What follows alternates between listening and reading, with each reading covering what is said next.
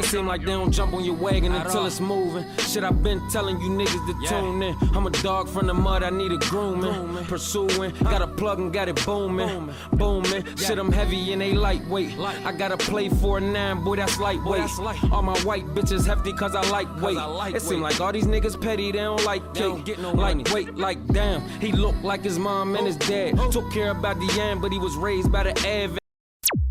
All right, welcome to Regular Talk. I got a special guest today on the couch. She's an author, she's a mother, she's a great person, and I'm pretty much glad she's here, man. Welcome Miss Author Bae in the building. How you doing, man? I'm good. How are you? I'm doing well, man. I built this platform up for, like people like you who I'm fans of, who inspire me, and I pretty much want everybody to know their journey, man. So I want to start from the beginning with you. Tell me about your childhood. Childhood was interesting. Well, pretty much like typical hood shit. Can I cuss on her? I grew up in 2 projects, Northview Heights and also White Sour Projects on the hill. I mean, my mom and the man that was my alleged dad, that's who I was around, like, once we moved to Pittsburgh. I wasn't born here. I was born in California, but I came here in like 1990 when I was 5. But, I mean, what you mean? What else about the childhood? Like schools or like? We'll get there. Well, let's get into school. How were you as a student? Let's say 5th to 8th grade. 5th or like 1st? Because 8th, like once I got to middle school, I was like bad. I was like super like acting out because I went through like mental, physical, and sexual abuse as a child. So like elementary, I was high honor roll student. I started battling with suicide at 8 or whatever. But by middle school, I was like acting out. So I was bad in middle school. Just kind of like just always, I would just say just being goofy, making people laugh. That's how I escaped. I either was writing to escape from my pain or like making people laugh, like laughing. I always say that your 9th grade year is like when you start to build character. So how was it walking in high school, your 9th grade year? High school was like like free game. It was like I started cutting up in 7th, 8th grade. So high school, when it was easier to leave and skip, like high school was just like fun. I think that was where I had my most fun years of school in high school. You go to college? I did do some college. I did. I didn't finish. I did 2 years at CCAC for social work, and then I ended up going to school for nails and graduated. How was the experience of college? That was dope. College, I learned a lot just about, I would say, about like U.S. history, different things in sociology, psychology, it's one philosophy. So I learned a lot of like intellectual stuff in college. A lot of stuff that we were taught in school was totally like it was a total opposite once I got to college. So it was a different experience. Why do you think they don't pretty much like push college on kids no more, like they did when we was younger? Well, I think that it's like a great awakening. College to me, if you're not getting ready to be like a doctor, lawyer, nurse, not even nurse, but anything with a paper behind it, I think that college shouldn't be pushed on because like financial literacy is not really taught. So we, before younger, our parents would be like, go to school. They weren't educated enough to even support you to know, how to get you through college and then even the debt behind it. Like there's people that I know that has a bachelor's degree, but they're making less than people that I know that just never went to school. And, so I think that now with people being more understanding to financial literacy that's why they're not pushing it as, I don't know if they're not pushing it, but that might be why. You leaving college, did you know what you wanted to do leaving college, or you were still figuring things out? I was still figuring things out. I was starting to learn more about financial literacy was the big thing for me. Just the reasons why certain areas are poor and stuff like that. So I was going through like a little transition with understanding life. Writing is a very powerful tool. You kind of briefly got into it in the beginning, but how'd you get into writing? I started writing at the age of 8 when I started battling suicide. So I had like a wild imagination. I used to short stories, poetry, music was always my setting. Like music like therapeutic to me, still to this day. But at 8 years old, I could literally imagine and like write a whole like story of characters. That was my way of escaping what was going on in the house. So I never went to so like by 8 years old I'm writing. So in school, in elementary school we had what reading. We had reading and English. There were two different classes, but we would have like book reports every I think it was every week or every month. But I won them. I won. I went to McKelvey Elementary on the Hill, and I won the book report every month. I would get a personal pan pizza from Pizza Hut every time. Always. So that's how I got into it. How do a person know they're a writer? Like there's a difference between like I can write good, but I'm not a writer. Like, how do you know that you're a writer? I didn't know until I released. I didn't know until I want to say my 12th grade year is when I don't think I even still. I had dealt with like a lot of insecurities and like low self-esteem. I don't think I really accepted me being a good writer until probably I released my book. But I kind of had clues like in high school because I would write poems. I did my graduation project on a book of poetry, and I presented it at Pitt. Like as far as the project itself. Uh, Coming up, I didn't know I was a writer. I didn't know, but now that I look back, they pulled me out of school, and even I was living at Whiteside. There was like this program that my teacher referred me to, so I got to experience some things. It's a school in Squirrel Hill called what the heck is this school called? I went to. It was like a summer program. I went to this. It was like a Jewish school, but it was a creative writing program. They had me go to because my gift in writing in class and stuff. But I don't think I really knew I was a writer until I was more so an adult. How'd you come up with the title of your book? What's next? Like, where did it come from? So I really like people are vessels and stuff like that. Initially, the book was supposed to be called Where Do I Go From Here? I started that book back in 2009. So I was working for one of the newscasters' dad on the Channel 11. I was taking care of him. And she told me, because most of them, they're journalists. She told me as my first time book, I shouldn't have a title that long. Like, where do I go from here? So she gave me the idea of what's next. And I just kind of like, she said I didn't need that many words, especially as a first time author. And I liked it. I liked, that title. It's perfect. It kind of lined up with everything. How do you prep? Like, how did you prep going into this book? Because, like I said, I reached out, shout out to my girl Tiana, and shout out Kayla, link them all. They're authors too. And I always wanted to write a book, but that's one of the hardest things to do, man. So, like, do you make an outline, or you jot down notes to put everything in order? Like how do you prep to write a book? So me personally, I don't like to say it like this, but because this is what I do, I don't. As far as like the idea of it, it's not even prepping. I used to read hood books, and I got tired of them, and that's where my idea came from. That I'm gonna write about my own story. That's where I actually got it from. But I just jot down exactly what happened in a. But as I write it, I read back as a reader too, to make sure I grasp your attention.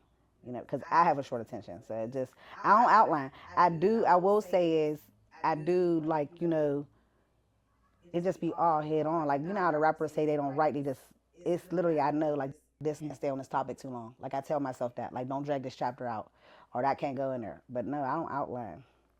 So you make the book.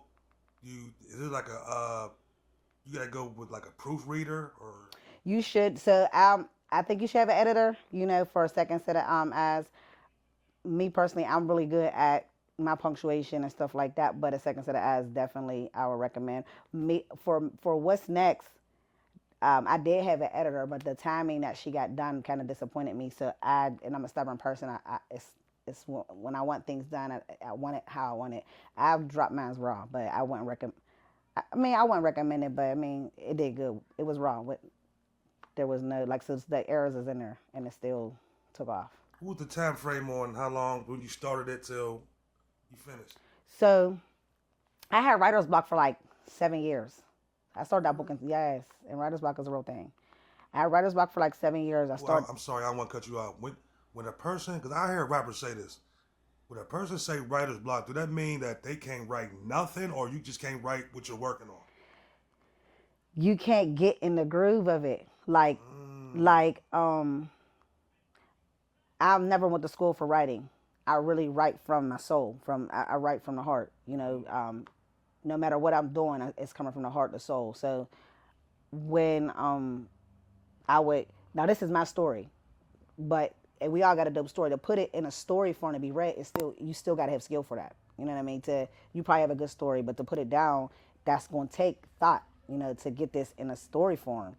So when I would be attempting to write what I already know is going to happen, it wouldn't come in flow like how I couldn't get it. I could not get it for like 7 years. I would try, I would pick up the pen, try.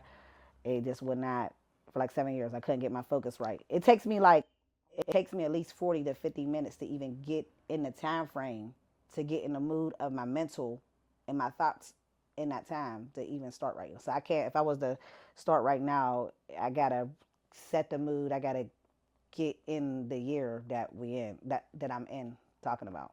It What doesn't. snaps you out of writer's block? Um, 2021, I had like tried to kill myself. So once I went and got I suck out trauma therapy and stuff like that to kind of cope to get that together. Because like I said, I've been battling that since I was 8. But once that got in order, I set a goal for myself. Like I basically told myself, like I told my best friend, like, look, I'm about to start writing that book again. I told her what day I was going to start. I'm giving myself 30 days to finish it.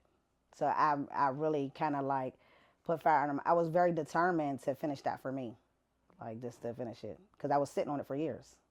I think like 13 years, 11 years. In the book world, is it like publishing? Like, what if somebody come out 2 3 years later with a book called What's Next? Like, could you sue them for that? Yeah, so this gets tricky. I'm still educating myself with this. So copyright does not last a lifetime. Um, you have to keep doing it, and there's like patent. Like I'm still learning the rules. So yes, I can, but I gotta make sure I'm on my like even my name, the Miss Author Bae name. That has to be patent because someone can so I can sue them if they're trying to take and go with that name.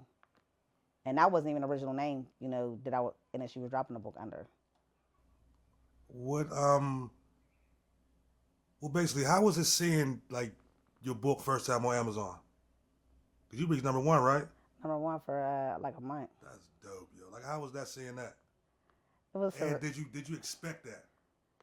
no, but I didn't realize how much the power of the tongue. Like I had learned so much about, watching what you say and things like that.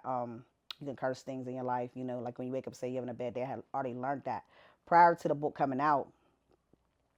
I had put in the about the author. So for the about the author, because I never wrote a book, I didn't know how to write my own about the author. So I had to kind of look up ideas. Like, okay, what did I say about myself? So I'm trying to get like a little paragraph together. So in my about the author, I put she's taking the industry by storm with her number one selling book.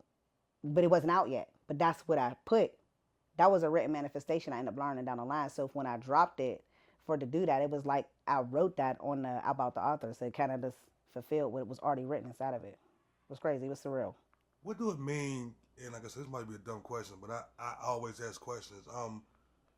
When somebody say you're the number 1 bestseller, that mean like that week more than everybody, or you sold the most, or you got the most reads, or the most taps? It's probably, I would think now that I had one, it's just in that time period. Like, there's so many levels in books. I wanted mine to be in New York's Best Times, but it's like I learned that they cherry pick, in regards, especially with urban books. Like you kind of got to be in the it's a select few, but I believe it's just for that. Like for the Amazon, so many books was released in that, I guess, that week. Like mine was on top of like it was a book for about September 11th or something like that. Mine was on top of that. So whatever the category is listed in, and the week, I'm assuming like the time it come out, And if it's the most hit, like being ordered with the ratings, I guess that's how they do it. Is it a hard process, like getting on them platforms like that? Amazon is probably the most easiest platform to get on. As far as where I'm trying to go with it, as far as getting this worldwide, you got to put a lot of footwork in, a lot of footwork. Like Amazon, uh, that was just the easiest way to self-publish. I'm looking to publish, but with a company, but it's a lot with that because I want to keep all my, like I want all my royalties with that. So I'm literally educating myself on that. And it's going to be a penny I got to put behind that. As far as with Amazon, it's not that much money you put behind that. Is it a good split, 50-50 or 70? Heck no. Heck no. And even in a lot of people out, I know that they'll associate me being an author with like money and stuff like that. That's, if you're being an author, you cannot be doing it for the money. That's not where you got to be having different avenues that you're trying to. If you're doing it for money, you got to have something else in plan. Like my purpose is totally different. But no, they take so depending on, I don't got a copy of part 1. This is part 2. And part 2 is thinner because this is only the first 15 chapters. But part 1 had a lot of detail. It had pictures in it because I just wanted my first book to represent me well. So the more detail that you're putting in that, like color form and graphics on the outside and page wise and how big, all of that determines what Amazon's gonna what it costs Amazon to make the books, and then they'll tell you what the minimum price you can go, and the maximum doesn't matter, but the minimum you can go, and you'll see what you'll make off of that. But they definitely take like at least like 70-80%. What I also thought was dope, you was like on a book tour. You was like little baby out here, man. Yeah, still, I In the skip back up mud. now. That was dope, man. What made you do that? You just got on the road and just Yes, so that's how I'm. So basically, my ultimate goal is to get this book in the right film, like a director's. I know what they're gonna do with it. Like I know it's a gold mine. So me doing that was to get it known in other cities, especially cities that are like as far as like Brooklyn, Philly, Houston, getting St. Louis, getting them and getting my name known in different cities and states. You just word of mouth networking, building building a rapport with people. So you never know who they'll get you into, and just introducing myself so my name could be familiar. what's different about part 2 than part 1? Part two is more. Part two is a lot more dark. It has because there's a grieving going on. So I don't know. Did you read part 1? I didn't get all the way through it. So part 1, one of the main characters is murdered. So now it's the main character Tamia, which is myself. This is a grief. She's dealing with a death, and she's 22, and she's now with her child. So it's like a grieving, and life is still going on though, So there's still, it's still things going on. So it's a lot of dark things. Another major death. Another major death happens in this first 15, but then it's gonna be a couple more that comes in the part 2's remains too. So it's dark. It's pretty dark. A lot of I would say some more drama in that as well, as far as things that's going on in life. You making a trilogy or you gonna have like a series? It's gonna be a trilogy. Part 2's remains going to come out, and then part 3.